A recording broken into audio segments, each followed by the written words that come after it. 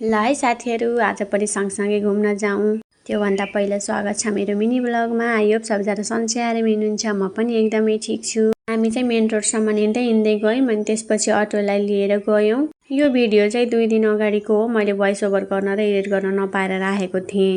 भिडियोहरू त जनतन बनाउँछु अनि एडिट गर्न र भोइस ओभर गर्नै नपाएर यत्तिकै रहन्छ के। यता चाहिँ टिकट काट्नु पर्दो रहेछ अनि नानी गएर टिकट काटेर आयो। वहाँ चाहिँ मेरो बहिनी हुनुहुन्छ। टिकट काटेर हामी चाहिँ आयौँ भित्रतिर। हामी पहिला जाँदाखेरि कति राम्रो थियो, अहिले खासै राम्रो पनि थिएन, मजा पनि आएन कि।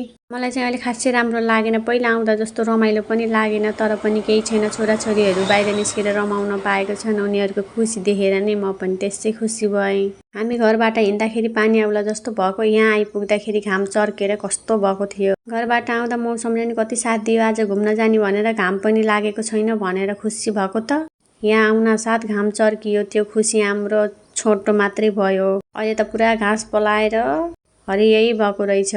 यता फेरि नानी बाबुहरू हामी त पहाडमा चढ्छौँ मन्दिरमाथि चढेको छन्। यता ठुलो मान्छे पिङ खेल्ने रहेछ। मेरो साथी पिङ खेल्दै छिन्। म खेल्छु भन्दा भन्दै मेरो पालै आएन अनि मेरो ट्विन्स बोय चाहिँ माथि बसेछन्। केटाकेटीसित घुम्न गयो भने खालि यिनीको रनको मात्रै हुन्छ।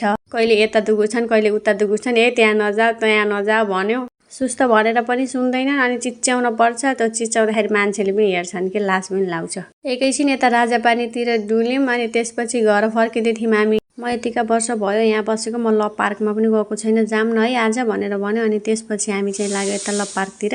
मेन रोडमा आएर गाडीमा चढ्यौँ अनि भित्र चाहिँ अटोमा आएको थियौँ। नानी बाबुहरूले चाहिँ उही राजापानी छँदै यो भोक लाग्यो भनेको। मैले चाहिँ लभ पार्कमा जाने भएपछि उही खाउँला नि त भनेर लिएको थिएँ कि। पहिला उनीहरूलाई नास्ता सास्ता गराएर आफूले पनि गरेर पेट भर्यो अनि त्यसपछि हामी चाहिँ टिकट लिएर फेरि भित्र गयौँ। यतातिर के उल्लु राखेको रहेछ, राम्रोसँग क्यामेरामा आएन, हामीले आँखाले त मजाले देखियो। तर यो लभ पार्क चाहिँ हामी पहिला आउन भन्दा पनि अझ राम्रो भएको रहेछ।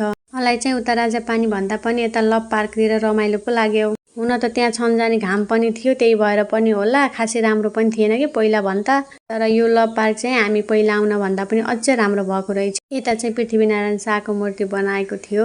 नानी बाबुहरू सानो भएर होला मलाई खासै बाहिर निस्केर घुम्न मनै लाग्दैन कि। लिएर हिँड्यो, कहिले यता कहिले उता दुगुर्छन्, कता लोटेर चोट लाग्ने भन्ने डर मात्रै हुन्छ कि। तर अहिले बहिनी पनि साथमा थियो, ढुक्क थियो। मैले यता फोटो खिच्छु, तैँले नानी बाबुले हेर है भनेर भनेपछि हेरिदिन्थ्यो नि त। साथीहरू, आजको मेरो मिनी ब्लग कस्तो लाग्यो कमेन्ट गर्न नबिर्सनु होला।